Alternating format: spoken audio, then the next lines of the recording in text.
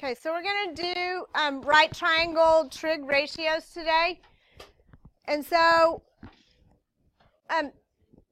there's nothing we're doing today that you didn't do in geometry. This is all review. Everything is review. The only thing that's going to change is that rationalizing the denominator we just did in the warm-up. So we're going to do some problems where you'll have to do that. So first of all, SOHCAHTOA, do y'all remember this? The sine is the opposite over the hypotenuse. The cosine is the adjacent over the hypotenuse. And the tangent is the opposite over the adjacent. And if you don't know it, figure it out. Learn it and remember it, because this is the last time I'm going to go over this. This is already stuff you know. And if you don't, memorize it. So when I write the sides, these are the opposite over the hypotenuse, adjacent over hypotenuse, and opposite over adjacent.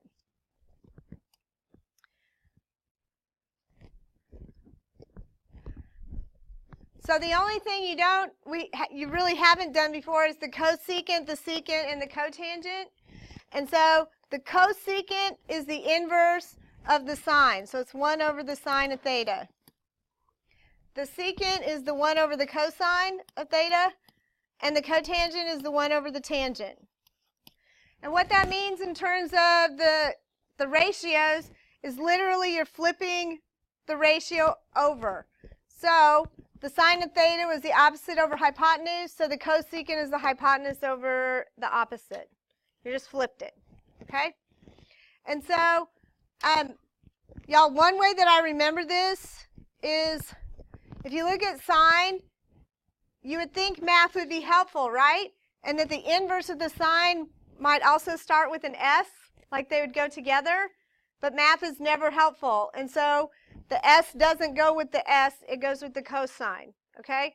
So if you are trying to remember which inverse it is, the C goes with the S and the S goes with the C. Math is never helpful. So, well, I would hope that you'd know the tangent and the tangent would go together.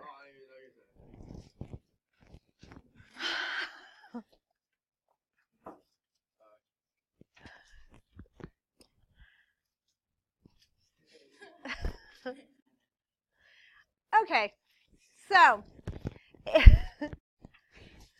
read the words.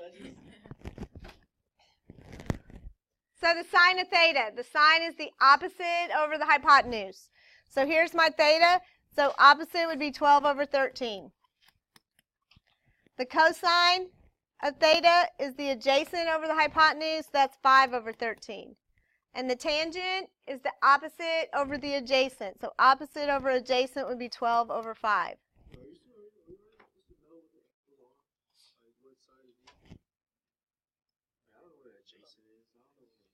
Really?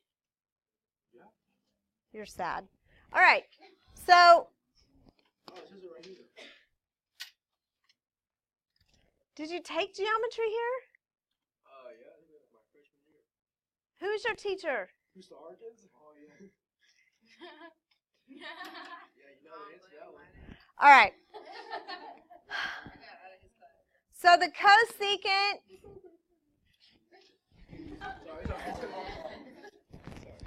The cosecant is the inverse of the sine. So flip the I'm sure you did. Flip the ratio over. So it's 13 over 12. The cosine of theta, flip that, so it'd be 13 over 5. And the tangent of theta, we're going to flip that and be 5 over 12.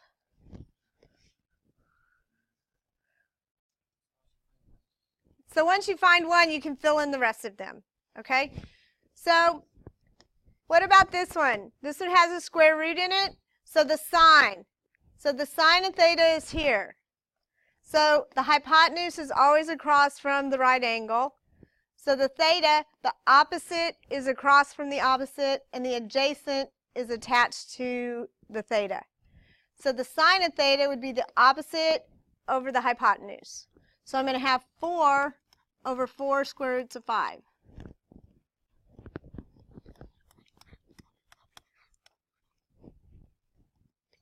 So first of all, what happens with the 4s? Okay, so the 4s cancel. But I have a square root in 5 in the bottom, so I have to rationalize that. So it's going to be the square root of 5. So what is the square root of 5 times the square root of 5? 5, and I still have a square root of 5 on top.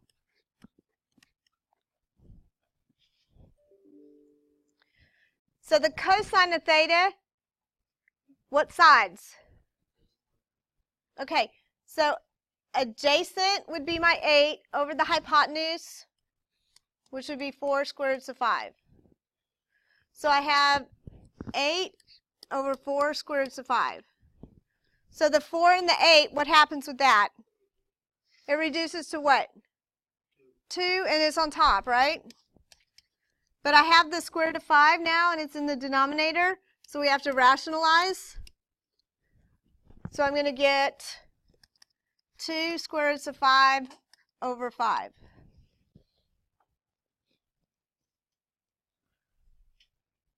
And the tangent is the opposite over the adjacent, so it's 4 over 8, which is a half. And so now when we do the inverses, we just turn upside down. So 1 over 2 becomes 2 over 1, which is 2. So if I flip this, I'm going to have 5 over 2 square roots of 5. Cannot have that square root of 5 in the denominator. So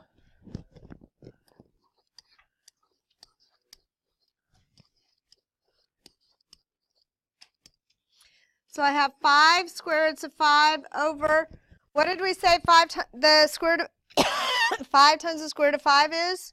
5 times 2 is 10.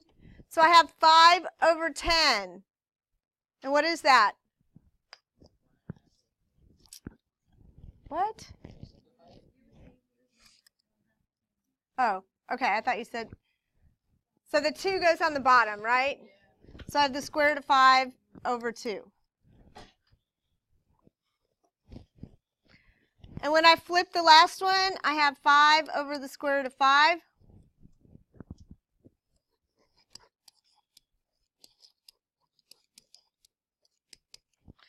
So the square root of 5 times the square root of 5 is 5, and that cancels, so it leaves me with just the square root of 5.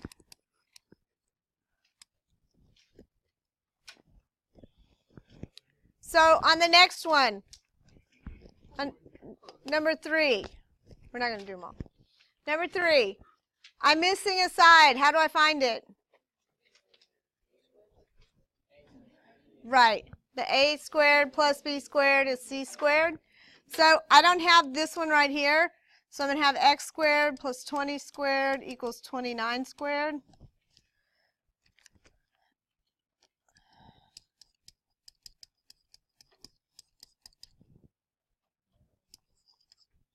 So this side is 21.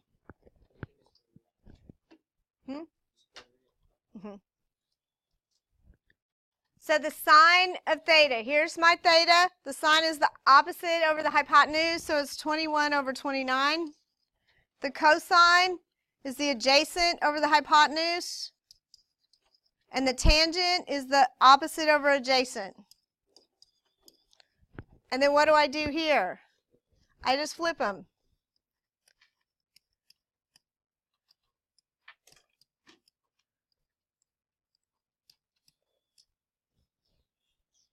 Any questions on that? So what am I missing this time? I'm missing the hypotenuse. So I need 6 squared plus 6 squared roots of 3 squared equals h squared.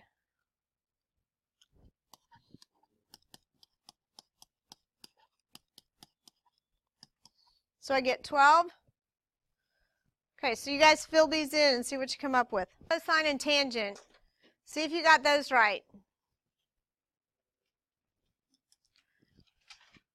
Because once we have these, we're going to flip over here. So I'm going to have 2 over the square root of 3. I'm going to have 2, and I'm going to have 1 over the square root of 3.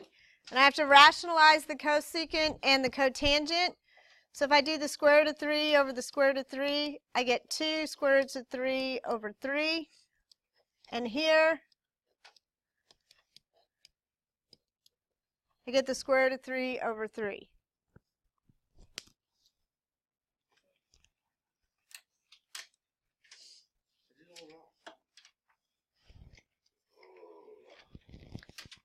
Any questions? All right. So on the next page, Joseph, do not go to sleep. Sit up and turn the page over. On the next page, I'm not going to work all the way through all of these, but there's a couple things I want to show you. Maybe. There. So if I'm given the tangent of 7 over 24, so I fill in tangent of 7 over 24, which gives me the cotangent is 24 over 7. But how do I do the rest of it? How do I do the rest of it?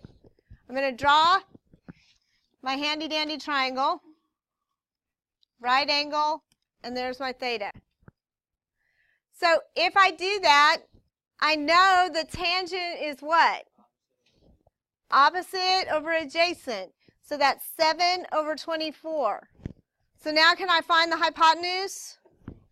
So I'd take 7 squared plus 24 squared. So my h ends up being 25.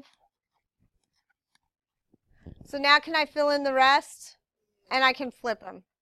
Okay, so I'm not going to do that, but that's how you would do that. Okay, so the next one, I have the cosecant. So the cosecant is here, so I have 37 over 12.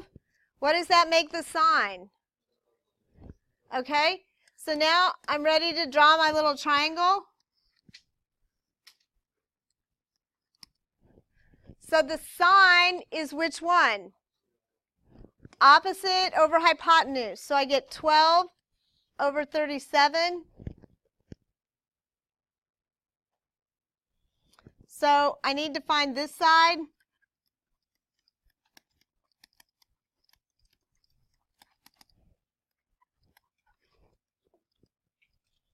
So I get that that side is 35, and then can I fill in the rest? We're good with that? Okay. So the cosine of theta. So I have the cosine of theta this time. It's 5 over 9, which makes my secant 9 over 5. So with the cosine, I'm going to draw the triangle.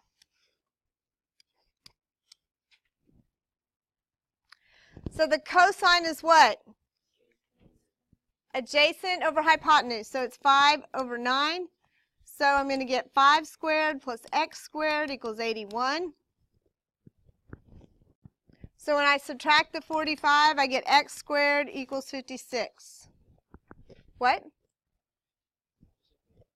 Oh. So when I subtract the 25, I get 56. So is that a perfect square? It's not. But it is. It is 4 times 14. So what's the square root of 4? 2. So my x is going to be 2 square roots of 14. So then once that triangle is filled in, can I fill in the rest of the ratios? Okay? Okay, the last one that I'm going to help with here, well, we're going to fill in the bottom in a minute. The secant, if the secant is 4, what does that make the cosine? 1 over 4. So when I draw this, so the cosine is what? Adjacent over hypotenuse. So this is 1 and this is 4. Bless you.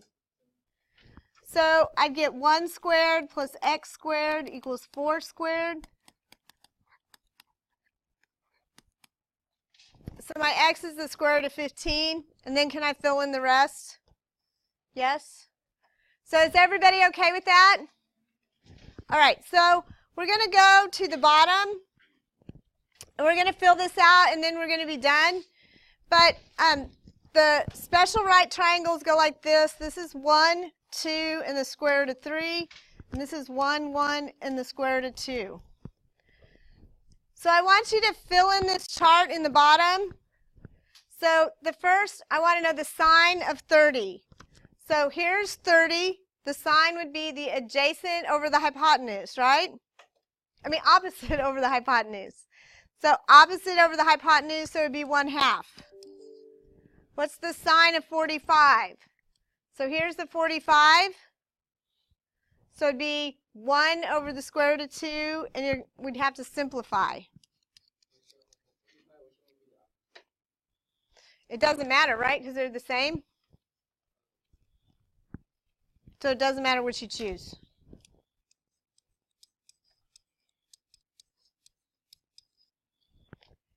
And when I go back to the 60, the sine is the opposite over the hypotenuse, so the square root of 3 over 2. So the sine, which of these is the inverse? The cosecant, right? So this is 2. This is 2 over the square root of 2, and this is 2 over the square root of 3. And you have to rationalize the denominator there. So you guys fill this in.